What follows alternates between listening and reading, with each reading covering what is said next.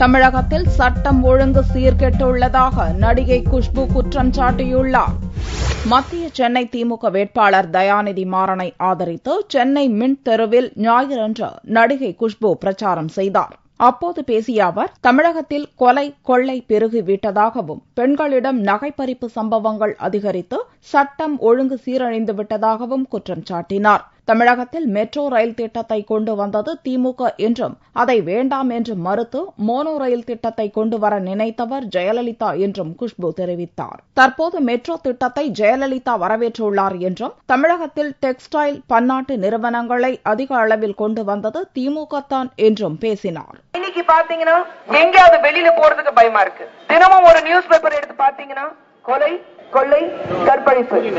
தாய்மார்கள் எங்கேயாவது தனியா வெளியே போறதுக்கு பயப்படுறாங்க. தாலி சரடு கையில புடிச்சிட்டு இல்லைன்னா லாக்கர்ல வச்சுட்டு எங்கேயாவது வெளியில போனா அதுவும் முடிய மாட்டேங்குது. வீடுல பூட்டிட்டு போறதுக்கு பயமா இருக்கு.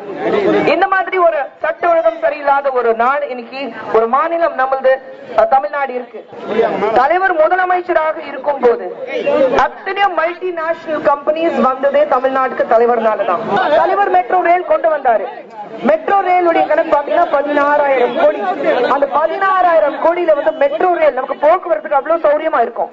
இந்நேரம் அந்த வேலை முடிஞ்சிருக்கணும். ஏன்னா அம்மையார் ஜெயலலிதா அவர்கள் வந்த உடனே மெட்ரோ ரயில் வேணாம், நான் மோனோ ரயில் கொண்டு வரேன்னு சொன்னாங்க. என்னாச்சு? கடைசியில மெட்ரோ ரயிலுக்கு வந்தாங்கல்ல. தொடர்ந்து மத்திய சென்னை தொகுதிக்குட்பட்ட பல்வேறு இடங்களில் நடிகை குஷ்பு தீவிர பிரச்சாரம் மேற்கொண்டார்.